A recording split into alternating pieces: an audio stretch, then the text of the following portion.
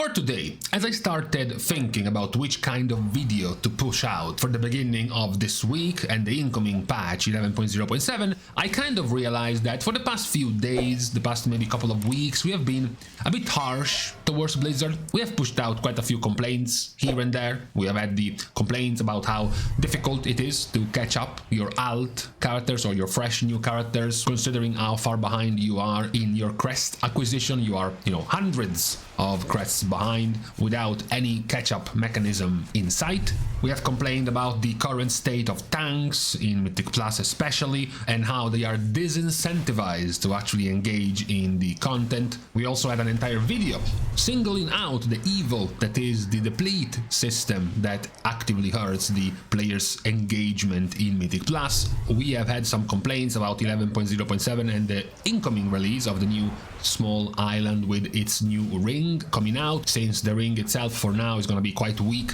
and disappointing, especially compared to the one we got pretty much around the same time in Dragonflight with the Onyx Amulet, as well as some sprinkled in complaint about balance tuning, the fact that we had not gotten any balance tuning in weeks, as well as now the last minute balance tuning that is going to come out in a couple of days will also be quite inconsequential and rather pointless. So I thought that to balance the scales after all of this negativity, it would have been cool to bring back some parity and add some positivity for the future. Some of the things that have worked at the beginning of this expansion and in this first season that we would like to see again as well in Season 2, and perhaps even improved on, made even better than what they are now for the next season. We can start of course with Mythic Plus and the whole change around Mythic Plus. Sure, we have had our problems with Mythic Plus, the difficulty level of early keys, especially the jump in difficulty from plus 11 and plus 12, and losing your Kiss Curse affix has been quite brutal at the beginning of this expansion. But we already had the confirmation that Blizzard is planning to lower the difficulty jump from 11s into 12s next season. So besides that, it has been great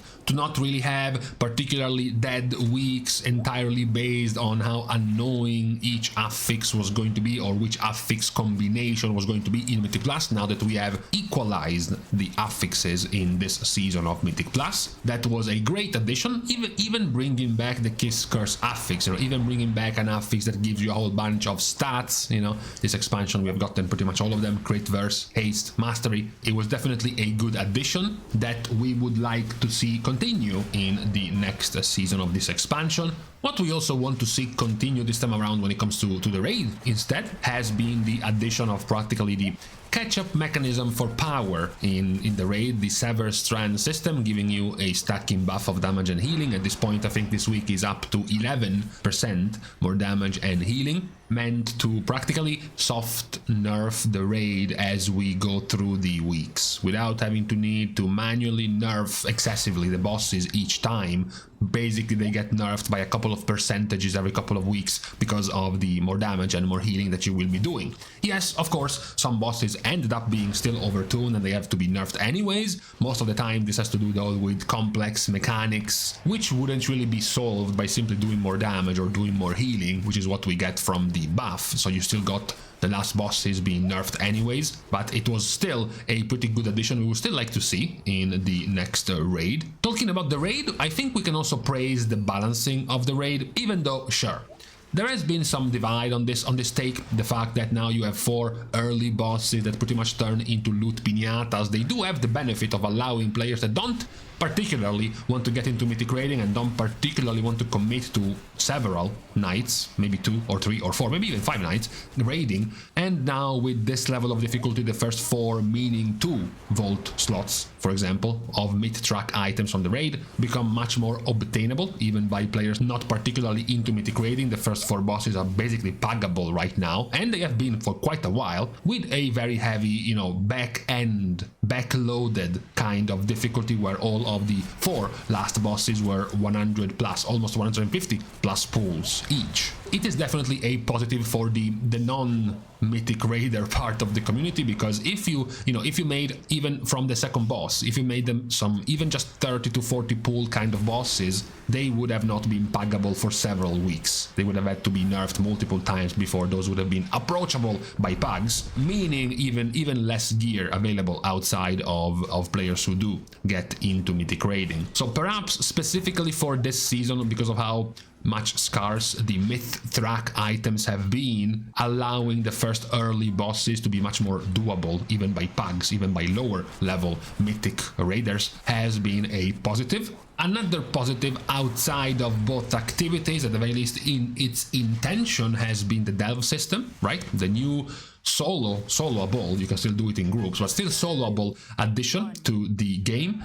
Yes, of course, one of the things players figured out early on was that the rewards, in terms of power, in terms of character power, the rewards from the delves would have been somewhat gone out of style within the first couple of weeks. But for many other players, being able to get the coffer keys and get 603 item level gear and possibly get the reward of 10 item levels higher with the special map every once in a while made for some pretty good gearing. We will see, of course, the difference in the delve between the release of the expansion, where you are far lower down in power and gear level, compared to the release of Season 2, where you're starting with a presumably higher item level. You already have, for example, a tier set. We will see how more doable early on the delve system will be, what kind of level of rewards, if they will stay the same as what they are now. But the idea behind this new addition has definitely been positive. We even have the already confirmation that Bran will also get a tank spec in Season 2 when it comes to delving. If you compare delves to other attempted additions of a new game mode for the end game, things like war fronts, things like island expeditions, things like scenarios, this one was definitely on the positive side. Now, going outside of instance content now, so leaving the dungeons, leaving the raids, and leaving the delves, we have the Warband system, connecting together all of your characters, now also connecting together even your banks, as well as allowing for better catch-up systems thanks to the Warbound on account items that you can freely share across your characters, and now even things like shareable currencies that you can trade around, like for example Time Wart badges or the anniversary event badges you can just move around freely, has been definitely a solid addition. Yes, perhaps you're still missing a few things to the Warband system, some things need to be ironed out. There have been some, hit and miss, mostly misses around this idea of the Warbound transferable gear. When it drops one tier lower, in the case of mythic raiding 2 tiers lower than the content you're doing, making it somewhat a bit too weak, perhaps even for your alt characters. It would be nice if we polished it a little bit more, like for example allowing you to drop currencies from the world, something like for example the resonate crystals that you can drop from everywhere right now, and you can actually spend them to upgrade this Warbound on account gear to make it more valuable for your other characters. But the general idea of the Warband system has definitely so far been positive, and we definitely want to see it continue in Season 2, just like we also want the profession system to continue. Now, don't get me wrong, the release of the expansion and the state of professions at the release of the expansion was very poor. Many players, myself included, had to dump several million gold to keep up their characters. We're talking about a state early on where even the most generic of the enchants was costing you 10 to 20 to even 30,000 gold. Being able to get yourself a rank 3 enchanted ring plus double socket plus double gem on that ring would cost you 50,000 gold per ring. So what we definitely messed up on the release of the profession system was the pricing, was the cost of certain materials, like the infamous profane tinderbox, which costed like 10,000 gold for a full month before it was much lower down in price. But you do have some definite positives, making your essentially valuable crafts be centered and be gated by concentration, meaning that you just don't get finally a recipe at rank 3 and now you can craft however many rank 3 recipes you can until the end of existence. That would make it very hard for your competition in the market. If you have 1,000 different players who can all craft an infinite amount of rank 3, chest enchants, it would have definitely favored even more players with way more gold, players with way more currency and time to spend on the auction house, compared to you who just, raid or Mythic Plus or do PvP and just want to sell their stuff once in a while. Now, with concentration being gated, limiting yourself to a few crafts every 3 or 4 days, it also makes it more accessible to everyone else. Yes, of course, you still have certain cheats you can be open to when it comes to this profession, because if you are gated by concentration, then you can simply create more characters, more alts, so that you can have more concentration to spend on more characters.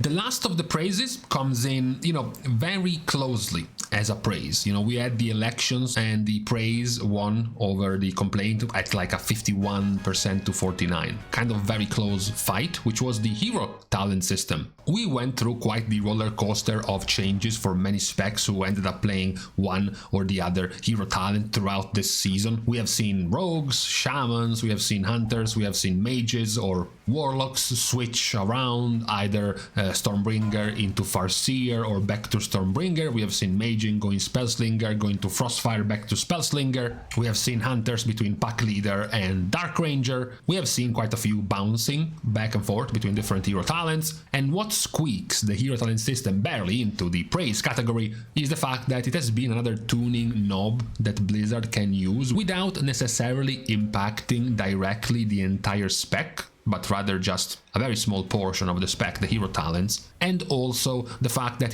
some of them do genuinely change, can give you a different flavor of your spec and change somewhat the way you want to play your spec, with certain abilities, with part of your rotation, or straight up giving you an extra ability to use based on the hero talent you are playing. So they definitely do add something, they have been adding something extra to the flavor of your spec, which plays out pretty nicely. Of course, there can be still problems balancing these kind of hero talents between themselves, but in general it has been a pretty good addition. I think, as I said, when we put it on the scale of judgment, it nets out to be just above the threshold for being able to be praised, and hopefully being polished even more before the release of Season 2. So I thought that after a few layers of negativity being sprinkled around here and there in the past few days, this was the necessary counter by listing the positive things we have seen so far in Season 1 that we still want to see improved on and continued on in Season 2. Hoping that, of course, many of the negative ones are also then going away in Season 2. We have already gotten some positive additions towards, for example, the crest acquisition system, the amount of crests you can earn from multiple activities, and crest discounts, for example, for crafted items. That's the kind of positive improvements we also want to continue seeing as we get closer to Season 2, and eventually in a few weeks, likely after Christmas and after the holidays, we will also get into the PTR for Season 2, so we will also be able to start seeing the planned changes of Blizzard for the next season. But for today, on this Monday and the beginning of this week, and also getting closer to the release of 11.0.7, for today it is now time to leave each other. We are starting as usual the goodbyes by thanking everyone for having watched the video, together with, of course, everyone who has been supporting completely for free by liking and commenting down below, as well as subscribing to the channel itself. Now, with these things out of the way, thank you guys again for watching. See you guys tomorrow, and in the meantime, why? This was supposed to take like 10 minutes at best. It was supposed to be a quick and easy list of positive things. Why have I dragged this on so much?